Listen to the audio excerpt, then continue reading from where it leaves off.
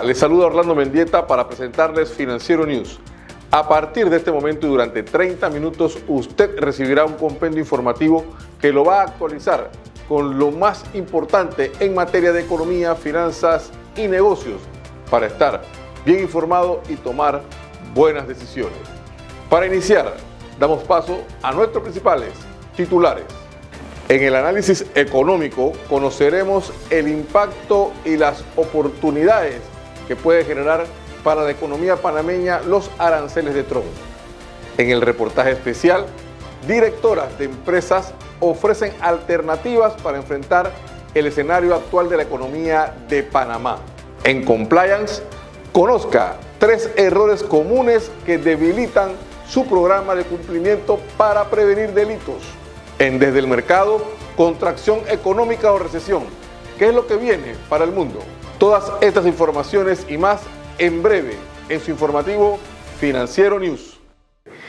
Iniciamos y vamos de inmediato con David Sayed, director de consultoría de PwC, que nos va a presentar un análisis sobre los mitos y las realidades que nos espera tras los aranceles de Donald Trump. Adelante, David, y bienvenido a Financiero News. Muchas gracias, Orlando. Bueno, esta semana fue muy interesante ya que se dio el famoso Día de la Liberación y Panamá fue entre los países afectados con un arancel de 10%, pero que aunque esto significa 58 millones, si lo comparamos con otros países de Centroamérica, realmente el impacto es mucho menor comparado, por ejemplo, con Costa Rica, donde el impacto en términos de dólares va a ser de cerca de 1.200 millones de dólares si lo hacemos en línea recta y un análisis simple. Obviamente hay otras dinámicas que entran, como por ejemplo, si los aranceles que suben al sudeste asiático y a India van a ser menos competitivos algunos productos de mar, y esto va a permitir que productos de Panamá, de Ecuador y otros países de Centroamérica puedan entrar a Estados Unidos y que estos productos del sudeste asiático tengan algunas dificultades. Obviamente, Panamá es un país que tiene un enorme superávit, o más bien Estados Unidos tiene un enorme superávit con Panamá. Panamá exporta apenas 580 millones de dólares a Estados Unidos y Estados Unidos exporta a Panamá 10.700 millones de dólares. En el mundo, Panamá tiene el cuarto superávit más grande, o sea, Estados Unidos con Panamá tiene el cuarto superávit más grande del mundo con Panamá, un superávit comercial, pero de manera proporcional, Panamá tiene el superávit, Estados Unidos tiene el superávit más grande del mundo con Panamá, cercano al 90% del comercio total. Incluso es mucho más alto que los demás y más alto que la gran mayoría de los países donde hay déficit o donde hay superávit ligero, tanto en términos nominales como en términos porcentuales. Ahora, hay que ver no solamente estas oportunidades que hemos estado hablando, sino también el impacto en la inflación norteamericana y la de la región. En la región pudiera ser que haya un impacto positivo en la inflación porque van a venir bienes que no pueden entrar a Estados Unidos, por ejemplo, procedentes de China y de Asia, que van a tener que venir a la región o a otros países para tratar de colocar estos productos en el mercado y no les va a quedar más que reducir el precio. Entonces, el tema de la inflación en Panamá y en otros países de la región es un tema interesante porque puede haber presión hacia la baja de algunos de estos productos. Por el otro lado, tenemos el impacto sobre Panamá y la región de todo el tema de la posible recesión de los Estados Unidos. Se está hablando, y algunos bancos de inversión están mencionando, de que hay mayores probabilidades de recesión. Algunos están diciendo incluso más del 50% de probabilidades de recesión. Y lo que va a ocurrir es que si esto se da, entonces tenemos un tema de que puede afectar el crecimiento económico tanto en Panamá como la región, y como Panamá vende no solamente a Estados Unidos, sino también a los países de la región, también servicios, entonces la economía local se puede ver afectada. Obviamente el sector marítimo es uno de los que más afectados va a ser por el tema de que si se reduce el comercio, esto va a hacer que los servicios se reduzcan. Entonces eso por esta semana, Orlando, muchas gracias y vamos contigo. Gracias, David. Avanzamos con nuestro programa y cómo enfrentar los retos de la economía en el momento actual. Sobre esto, 3 destacadas empresarias nos hablan en el reportaje especial preparado por el periodista Nicomedes Frías.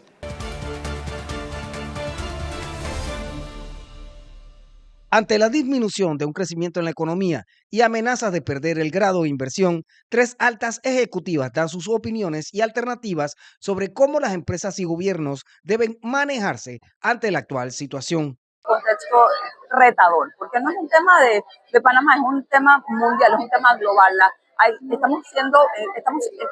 Estamos en un proceso de gran disrupción. Llámese una disrupción tecnológica que está cambiando la dinámica de los trabajos y no nos podemos desasociar de eso.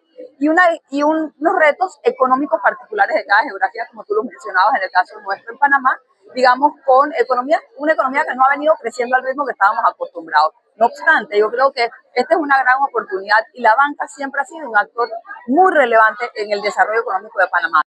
Para Jacqueline Byrne, para mejorar la economía, los empresarios deben enfocarse en la empleomanía.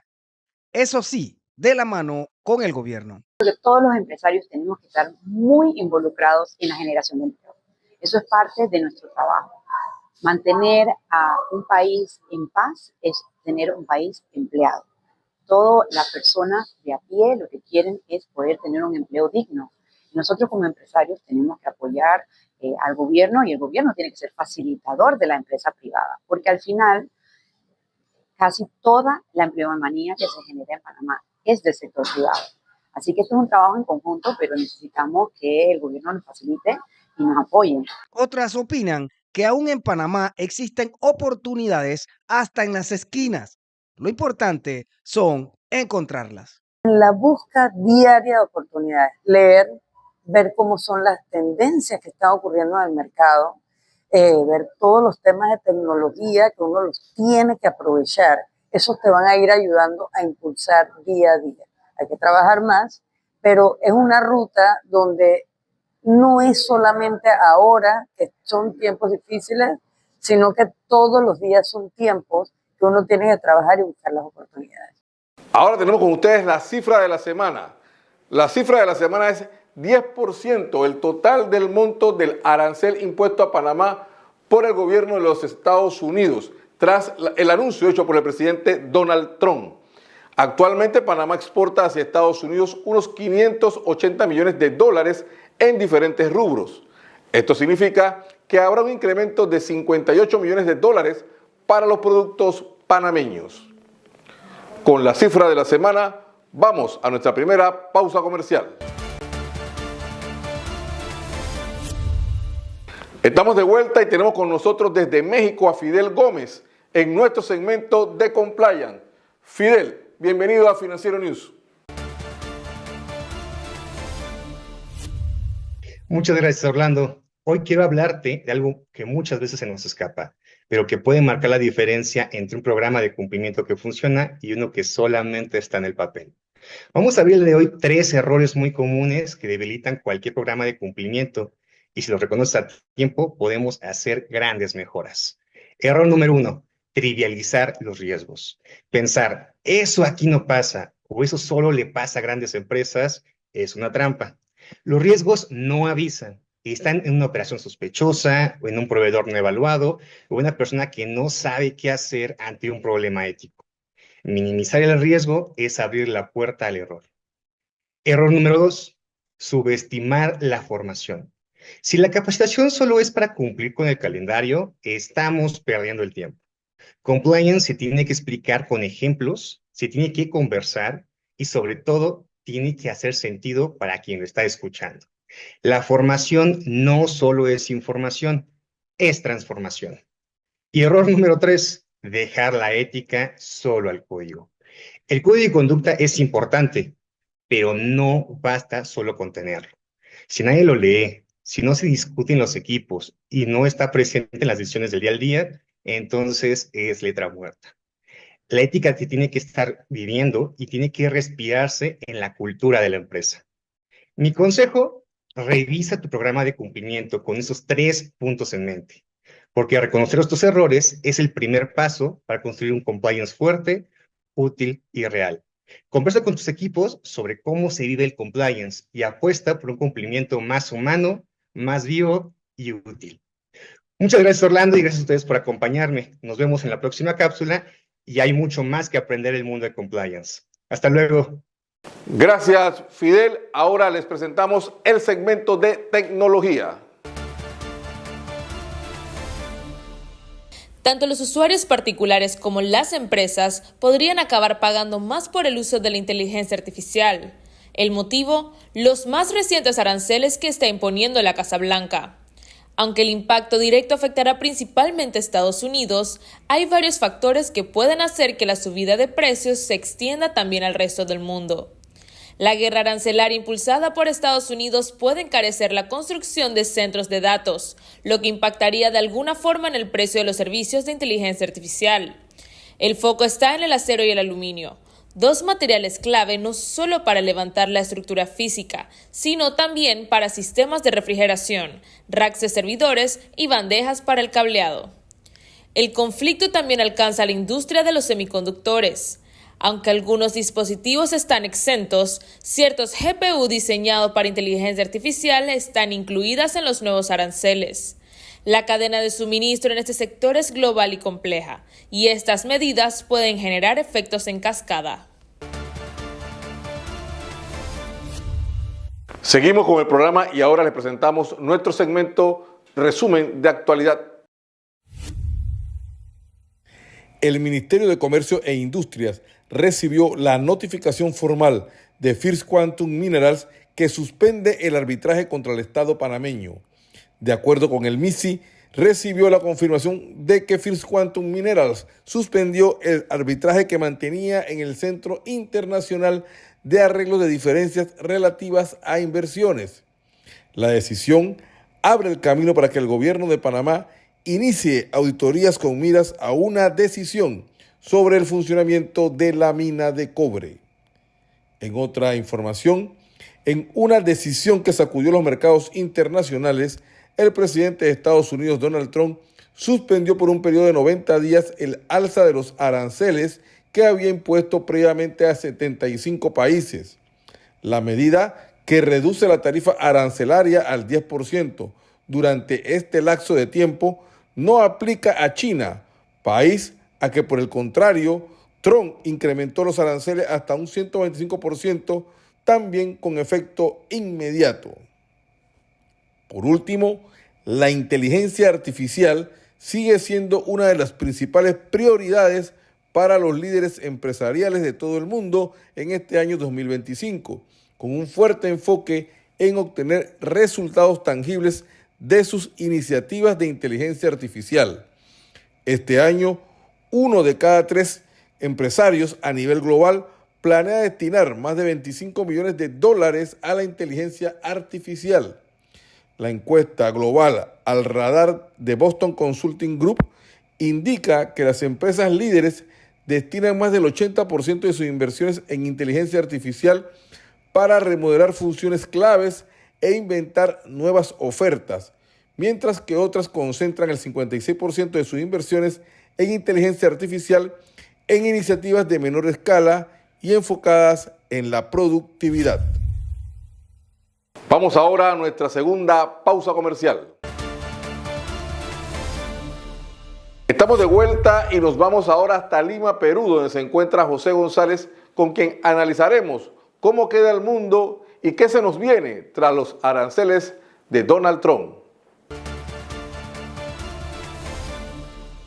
Hola José, bienvenido a Financiero News. Pues encantado, Orlando, siempre estar con ustedes. José, empezamos por saber, que tú nos digas como especialista y analista que estás viendo todo lo que ocurre, ¿qué es lo que está buscando Donald Trump con toda esta lluvia de aranceles y presiones a los mercados comerciales internacionales? Es difícil en este momento terminar de entender qué es lo que busca el presidente. Es decir, si entendemos lo que busca, lo que está buscando en última instancia, y lo dijo en el mensaje en el Jardín de las Rosas de la Casa Blanca cuando anunció las tarifas, que pretende presentar un gran proyecto legislativo en el Congreso. Hay que tomar en cuenta que el presidente tiene una minoría muy estrecha, 3 senadores y 4 diputados nada más, para prolongar la reforma fiscal que hiciera en su primer gobierno y que se vence el próximo año, y lo que pretende es prolongarla en el tiempo, manteniendo las tasas de impuestos bajas para las corporaciones y sectores de menos ingresos, y quiere compensar esa reforma continuada, esa continua reforma fiscal con el incremento en las tarifas y sin embargo lo que ha hecho es declarar una guerra global de tarifas que tira a los mercados absolutamente ansiosos en un proceso de incertidumbre que están marcando una volatilidad que no se veían desde el comienzo de la pandemia, desde la crisis hipotecaria del 2008-2009, incluso desde el gran colapso de la bolsa de 1929, a sus anuncios de aumentar las tarifas de China al 34% y en la respuesta de China de hacerlo al mismo nivel. Ya ha anunciado que va a subir las tarifas de China al 104% y China respondió con el 84%. Por lo tanto, la propuesta del presidente Trump de compensar la reforma fiscal con ingresos tarifarios lo que está generando es un temor a una estanflación global, es decir, recesión con inflación, que va a desafiar ese ingreso tarifario que podría no materializarse en ese escenario. Precisamente esto te quería preguntar. Estamos entrando a una contracción mundial a raíz de todo lo que está ocurriendo, o vamos a una recesión mundial con todas estas cosas. Lo que va a suceder es que el problema con Estados Unidos creció 2.8% el año pasado. Ya la Reserva Federal ha dicho que podríamos crecer 1.7 este año y el Fondo Monetario Internacional incluso habla de 1.2. Citibank, JP Morgan, Goldman Sachs hablan de una posibilidad de recesión de entre el 40 y el 60%. En la medida que las tarifas son un impuesto al consumo y la economía norteamericana depende en el 70% de su crecimiento del consumo. Y esto lo que va a generar son condiciones recesivas o desaceleración que se va a sentir como una recesión en la medida que Estados Unidos, si no consume, no crece, que están afectando a los mercados bursátiles globales y ya también a los mercados de renta fija, porque la tasa de interés del bono a 10 años de Estados Unidos se cerró y se ha vuelto a abrir, reflejando que el temor se va generalizando día a día en la medida que la confrontación entre China y los Estados Unidos continúa. Por otro lado, China ha dicho que va a llegar hasta las últimas consecuencias, en la medida que China tiene intereses que no son solo estrictamente comerciales, sino geopolíticos. China no puede perder espacio geopolítico y geoeconómico de cara a los Estados Unidos y está planteando un liderazgo de rebelión contra las tarifas de los Estados Unidos que podrían hacer que el planteamiento de Trump fracase y que se genere esta temida estanflación que los mercados bursátiles siguen manteniendo en su volatilidad día a día. Entonces nos mantenemos en una incertidumbre, José, ¿hacia dónde vamos? Entonces estamos caminando a ciegas en un futuro en donde los grandes sectores o bloques comerciales van a decidir lo que van a hacer los países pequeños.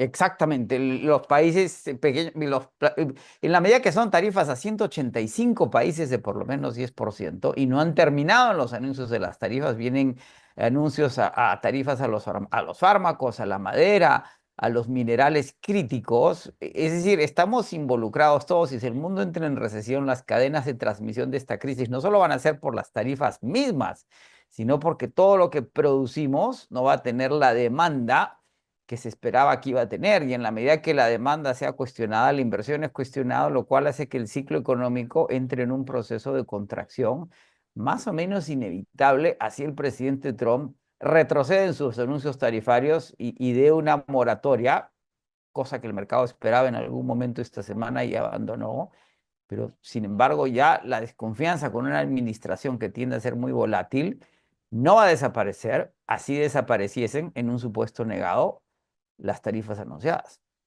Muchas gracias, José, por tu análisis.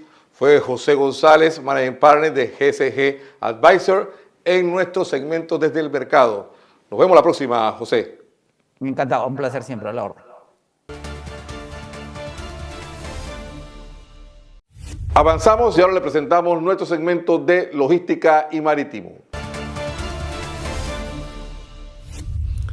La Junta Directiva del Canal de Panamá autorizó el inicio del proceso de licitación del desarrollo de la actividad de trasiego de productos energéticos para complementar el funcionamiento de la vía interoceánica.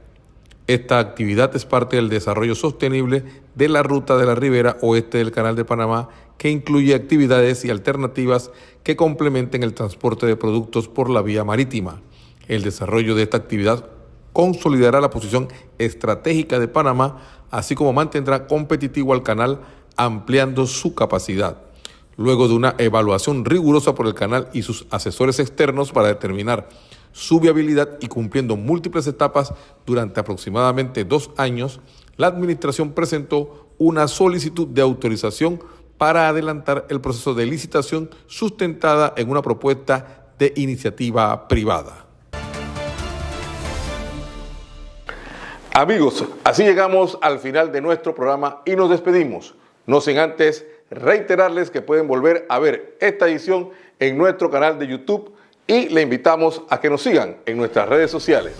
La invitación para la próxima semana con la información que usted necesita saber para tomar buenas decisiones. Hasta pronto.